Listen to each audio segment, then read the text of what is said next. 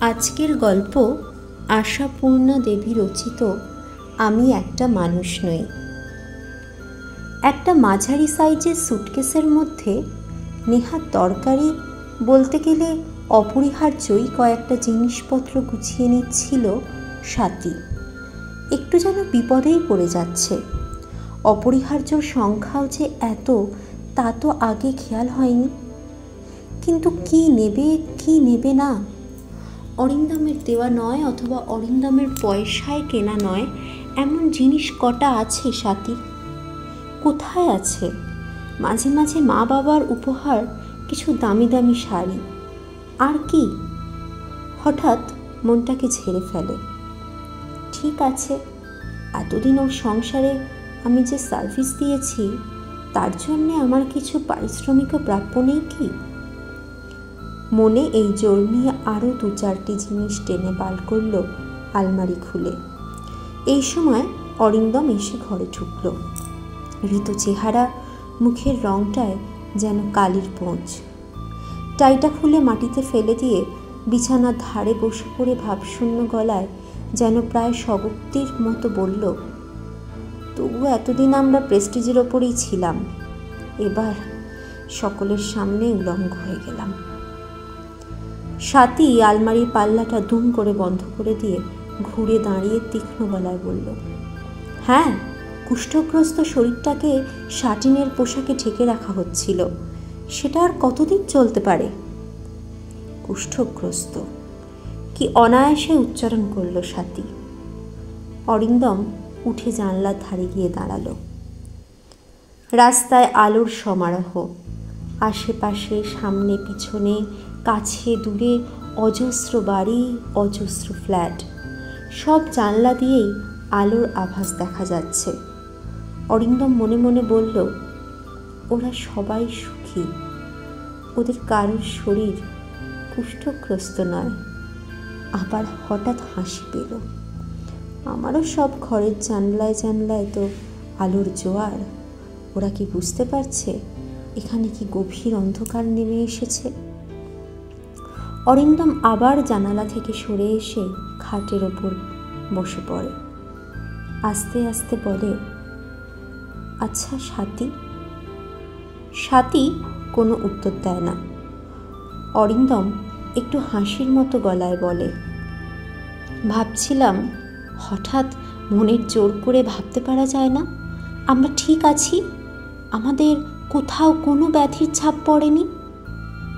স্বাতী মুখটা বাঁকায়, তেতো গলায় বলে, অনেক কাল সে মনের জোর দেখাবার চেষ্টা করেছি, এখন সেই ঠাঁট অসহ্য হয়ে উঠেছে। ওসব তো অনেক হয়ে গেছে, সবেরই একটা সীমা আছে। অরিন্দম স্বাতীর কাছাকাছি এসে দাঁড়ায়, বলে, বলার আমার মুখ নেই স্বাতী, তবু খুব বেহায়া বলেই বলছি, আর একটিবারের জন্য কি আমায় একটু চান্স দিতে পারা যায় না? দোহাই তোমার। স্বাতী তীব্র তীক্ষ্ণ গলায় বলে ওঠে, আর এইসব নাটক করতে এসো না, রেহাই দাও আমায়।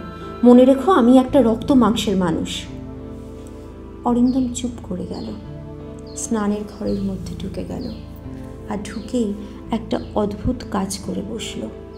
ঠাস ঠাস করে নিজের গালে গোটা কতক চড় মেরে চাপা আর্তনাদের গলায় বলে চলল, কেন কেন ইডিয়েট, রাস্কেল, হতভাগা বাঁদর, কেন কেন?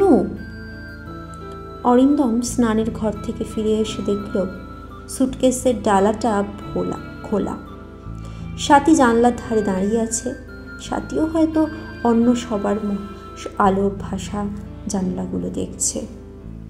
অরিন্দমের ফিরে আসাটা অনুভব করে স্বাতী ফিরে দাঁড়িয়ে ব্যঙ্গের গলায় বলল, ইচ্ছে হলে সুটকেসটা সার্চ করতে পারো, খোলা আছে। স্বাতী, ছি, এর মধ্যে ছি এর কিচ্ছু নেই। ভাবতে পারো বেশ কিছু গুছিয়ে নিয়ে চলে যাচ্ছি, ব্যাংকের পাসবই টই সব যেখানে থাকবার রইল। আর থাক স্বাতী, এসব কথা থাক এখন, ক্লান্ত ক্লিষ্ট গলায় বলল অরিন্দম। ঝিলিক কোথায়? এ সময় কোথায় থাকে? মাস্টার মশাইয়ের এখনো যাবার টাইম হয়নি। ও টাইম। তারপর স্বগক্তির মতো বলল অরিন্দম, কাল থেকে। সাথী নিষ্ঠুর গলায় বলল, সে নিয়ে না ভাবলেও চলবে তোমার। সাথী কি এই নিষ্ঠুরতার জোরে নিজেকে শক্ত রাখতে চায়, নাকি নিজের দিকের পাল্লাটা হঠাৎ হালকা হয়ে যাবার ভয়ে বাড়তি বাটখারা চাপাতে চায়? তা নইলে অরিন্দম যখন বলে ফেলে ওর সম্পর্কেও কিছু ভাববার অধিকার নেই আর আমার, তখন সাথী মুখটা এত বিকৃত করে বলে ওঠে কেন? না, নেই। একটা বেহেড মাতাল লুজ ক্যারেক্টার জুয়ারি বাপের সে অধিকার থাকে না। অরিন্দম আর কিছু বলে না। ঘর থেকে বেরিয়ে সরু ব্যালকনিটায় গিয়ে দাঁড়ায়। অনেক নিচে রাস্তা। এই ফ্ল্যাটটা 5 তলা। একদিন মাঝরাত্রিরে সাথী এখান থেকে ঝাঁপিয়ে পড়তে চেষ্টা করেছিল। অনেক চেষ্টায় নিবৃত করা গিয়েছিল সেদিন। অরিন্দম যেন নিজেকে দেখে নিজেই অবাক হচ্ছে। আমি কি একটা জানোয়ার, বকলেস বাঁধা কুকুর? তাই অজন্তা নামের সেই মোহিনী নারীর সামনে গেলেই অনায়াসে সেই বকলেসটা শেকল পরিয়ে আমায় যথেচ্ছ চালিয়ে নিয়ে বেড়াতে পারে? হঠাৎ সীতেশের ওপর অসম্ভব একটা রাগে থরথরিয়ে উঠল অরিন্দম। সীতেশকেও খুন করবে, সীতেশকেও। সবটাই সীতেশের বদমাইশি। বউকে দিয়ে ফাঁদ পাতিয়ে জুয়ার আড্ডা বসিয়ে বন্ধুদের সর্বশান্ত করে ছাড়ে। ওহ, সাথী যদি আর একবারের জন্য অরিন্দমকে চান্স দিত। দেবে না। সাথী এখন মরিয়া হয়ে উঠেছে, তবু চেষ্টা করা যায় না। সাথী কি বলতো কে জানে, আদৌ কিছু বলতো কিনা। হঠাৎ এই সময় প্রায় আছাড় খেতে খেতে ছুটে এলো ঝিলিক মামনি। মামনি, বিন্দু মাসি নাকি অসভ্য জানো, বলছে আমার আর কখনো এখানে আসবো না, মামার বাড়িই থাকবো। এখানে বাপি শুধু একা থাকবে? অরিন্দম তার এই দুষ্ট ক্ষুব্ধ উত্তেজিত বছর 5 মেয়েটাকে কোলে তুলে নিয়ে প্রবল শক্তিতে গলার কাছে ঠেলে ওঠা হাঁকারটাকে গলার মধ্যে আটকে রেখে বলল, তোমার বিন্দু মাসি একটা বোকা। হি হি হি, ঠিক বলেছে বাপি, বোকা ঢিপি একেবারে। বলে কিনা দেখিস আমার কথা সত্যি হয় কিনা। আশ্চর্য, এই যখন তখন বেহেট হয়ে যাওয়া মাতাল আর শিথিল চরিত্র জুয়ারি বাপের প্রতি লেশমাত্র ঘৃণা, অবজ্ঞা, বিতৃষ্ণা দেখা যায় না ঝিলিকের। বাপের গালে গালটা নিবিড় করে চেপে ধরে আদুরে গলায় বলে, থাকলেই হলো, আমার যেন ও অঙ্ক পরীক্ষা নয়। তোমার তো শুধু দিদিভাইয়ের অসুখ দেখে কালই চলে আয়, তাই না মামনি? হ্যাঁ, মেয়ের কাছে এই কথাটাই বলা হয়েছিল, বাড়ির কাজ করা লোকেদের কাছেও। সাথীই বলেছিল শাটিনের যে জামাটা ফেঁসেই গিয়েছে সেটাকে কোনো মতে ব্যাধিগ্রস্ত দেহটায় ঢাকা চাপা দিয়ে এখানের মঞ্চে জবনিকা টেনে বিদায় নিতে চাইছিল। কিন্তু দেখা গেল সাথীর সে চেষ্টা সফল হয়নি। বিস্ময়ে পাথর হয়ে গেল সাথী। যে ব্যাপারটাকে সে ঘুণাক্ষরেও ওদের কাছে প্রকাশ করেনি, যার জন্য আজ পর্যন্ত সংসার মঞ্চের সমস্ত খুঁটিনাটি অনিট নির্ভর করে চলেছে, শঙ্কুকে বলে রেখেছে মাছের খানিকটা যেন আগামীকালের জন্য ফ্রিজে ঢুকিয়ে রাখে, রান্না করা কড়াটা যেন তুলে না রেখে মাজতে দেয়, বিন্দুকে বলেছে চায়ের বাসনগুলো আরেকটু সাফ করে ধুয়ো বিন্দু, দেখো কীরকম দাগ ধরে গেছে। এমন কি বেরোতে দেরি হবে বুঝেও ঝিলিকের মাস্টারমশাইকে আসতে বারণ করে দেয়নি। হ্যাঁ, রাতের দিকেই চলে যেতে যায় সাথী, সেখানে গিয়েই যাতে শুয়ে পড়তে পারে, সদ্য সদ্য কারোর সঙ্গে কথা বলতে না হয়, আর এখান থেকেও শত চক্ষুর সামনে দিয়ে। যদিও মেয়ে নিয়ে আর মাঝারি একটা সুটকেস নিয়ে বেরিয়ে পড়ার মধ্যে কারো সন্দেহ উদ্বেগের কারণ থাকার নয়, তবু চোরের মন ভাঙা বেড়ায়। কিন্তু এত সতর্কতা সত্ত্বেও ওই বিন্দু কোম্পানি রহস্যভেদ করে বসে আছে। রাগে মাথা জ্বলে গেল সাথীর। আর কি দরকার ছেঁড়া পোশাক টেনে টেনে গা ঢাকার চেষ্টায়? তাই সাথী রুড়ো গলায় বলে ওঠে, না, চলে আসবো না, আমরা ওখানেই থাকবো, ওখান থেকেই পরীক্ষা দেব, এখানে আর আসবো না। হ্যাঁ, কখনো না, ও বাপি দেখো না। বাপির স্মরণ নিলেও তার কোল থেকে সরাত করে নেমে পড়ে ঝিলি। ঘরের মধ্যে দাপাদাপি করে বেড়ায়, মায়ের শাড়ি ধরে টান মারে, নিজের ক্লিপ আটা পরিপাটি আঁচড়ানো চুলগুলোকে দুহাতে টেনে খামচে ক্লিপ খুলে ফেলে, নুড়ো নুড়ো করে বলতে থাকে, কেন আমরা ওখানেই থাকবো? ওটা তো টিনাদি আর বাপ্পাদার বাড়ি, আমরা কেন সব দিন থাকবো? আমাদের বুঝি নিজেদের বাড়ি নেই? না, নেই। নিষ্ঠুরতার হিংস্র খেলায় মেতে উঠতেই বুঝি স্বাতীর গলা থেকে একটা অমোঘ স্বর বেরিয়ে আসে। মেয়েদের নিজেদের কোনো বাড়ি থাকে না, চিরকাল তাদের পরের বাড়িতেই থাকতে হয়। ছোট্ট মেয়েটার ওপর এই রূঢ় আঘাত হয়তো স্বাতী এই ছেড়ে চলে যাওয়া বাড়িটার মালিকের প্রতি একটা ক্রুদ্ধ ঈর্ষা থেকে জমে ওঠা। ও সব ঠিকঠাক রইল, এই সাজানো ঘরবাড়ি, জানলায় জানলায় রঙিন পর্দা, দেওয়ালের ধারে রঙিন টিভি, দেওয়ালে দেওয়ালে ছবি, টেবিলে ফুলদানি, ওয়ার্ড্রবের মাথায় তিব্বতী বুদ্ধ মূর্তি, কাশ্মীরি আখরোট কাঠের আঙুর গুচ্ছ, ঝকঝকে স্টিলের ফ্রেমে আটকানো ঝিলিকের প্রথম স্কুলে যাওয়ার স্কুল ড্রেস পরা ছবিটি, খাবার টেবিলে নুন মরিচের শৌখিন কৌটো, ফ্রিজে মাছ, কি নয় সব সব।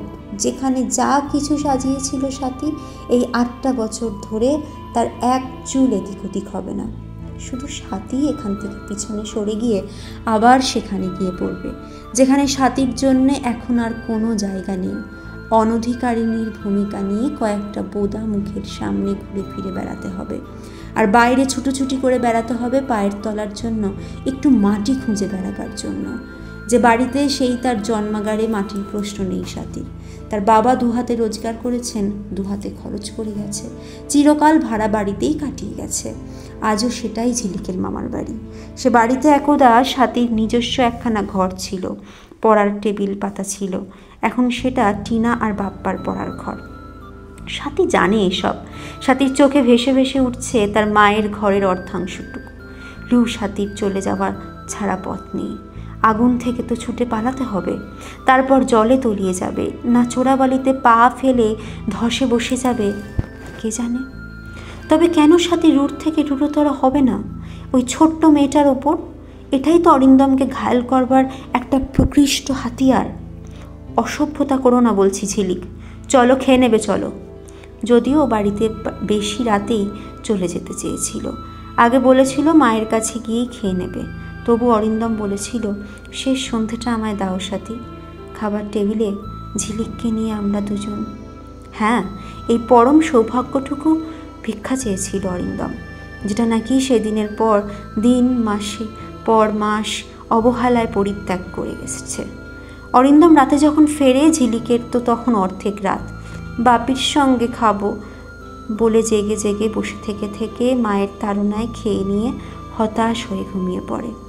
আজ অরিন্দম কাতর প্রার্থনা জানিয়েছে ঝিলিককে সঙ্গে নিয়ে খাবার টেবিলে বসবে, কিন্তু এখন সেই পরম মুহূর্তে স্বাতী যখন বলে উঠল অসভ্যতা করো না ঝিলিক, খেয়ে নেবে চলো, আর অরিন্দম আয় বলে আবার তাকে কোলে নিয়ে এগিয়ে যাবার চেষ্টা করলো, তখন ঝিলিক অসভ্যতার চূড়ান্ত করে বাপকে ঠেলে ফেলে দিয়ে চেঁচিয়ে উঠল, যাব না, খাবো না তোমাদের সঙ্গে, থাকবো না তোমাদের বাড়ি, আমি রাস্তায় চলে যাব, রাস্তার মেয়ে হয়ে যাব, ফুটপাতে ঘুমাবো, খাবারের দোকানে বসে বাসি খাবার চেয়ে চেয়ে খাবো, ছেঁড়া জামা পরে, গায়ে ধুলো মেখে।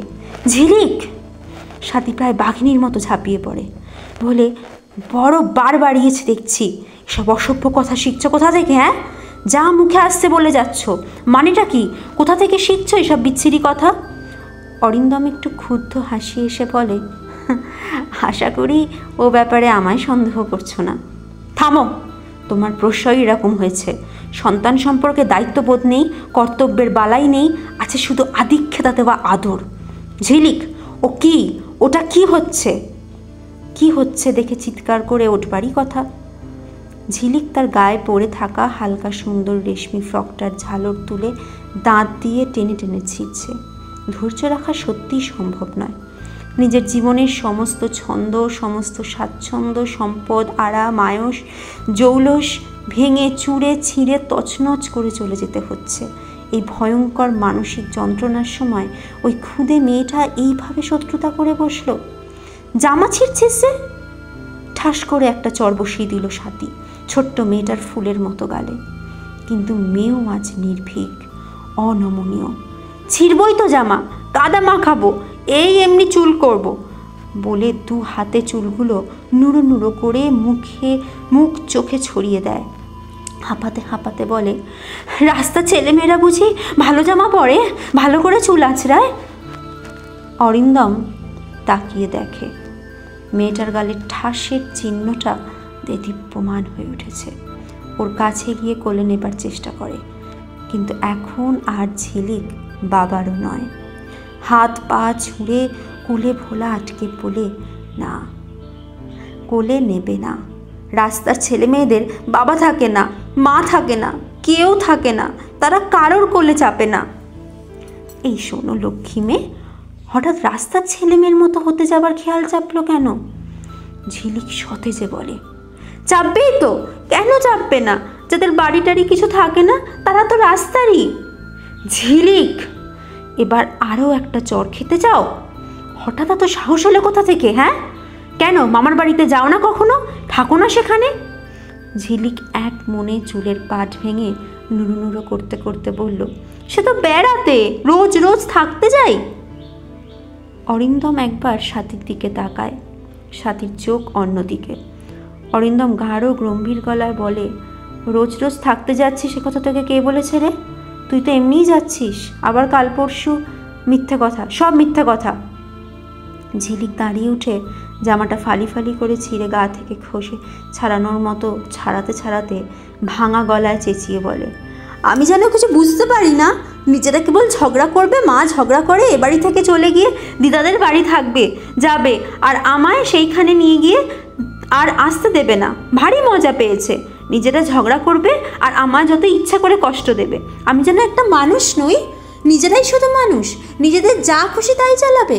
না, ঠিক আছে, যেও তুমি দিদার বাড়ি, আমি তো রাস্তার লোক হয়ে যাব, রাস্তায় পড়ে পড়ে মরে যাব, বেশ হবে, ঠিক হবে, তখন ভ্যাঁ ভ্যাঁ করে কেঁদো।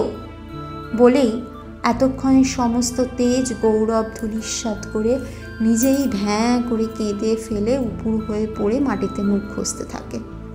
আর দুজোড়া পাথরের চোখ স্থির হয়ে তাকিয়ে থাকে সেই দিকে।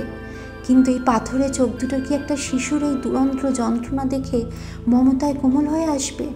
সেই কোমলতায় ওই যন্ত্রণার কাছে নিজেদের অসহিষ্ণুতার যন্ত্রণা খাটো করে দেখবে? অত সোজা নয়। যেই একজোড়া চোখ কোমল হয়ে মিনতি দৃষ্টিতে অপর জোড়ার দিকে তাকাবে, সেই অপর জোড়ায় জ্বলে উঠবে আগুনের ফুলকি। বাঘিনীর মতো ঝাঁপিয়ে পড়বে সেই শিশুটার ওপর, হিঁচড়ে টেনে তুলে নিয়ে মারতে মারতে গাড়িতে নিয়ে গিয়ে উঠবে। দাঁতে দাঁত পিষে বলবে, বদমাস মেয়ে, তোমার থিয়েটার করা বার করছি। আদর পেয়ে পেয়ে বাঁদর হয়ে উঠেছ, দেখবে চলো এবার কি করে শায়েস্তা করতে হয় দেখাচ্ছি। আমায় এখনও চেনো না তুমি।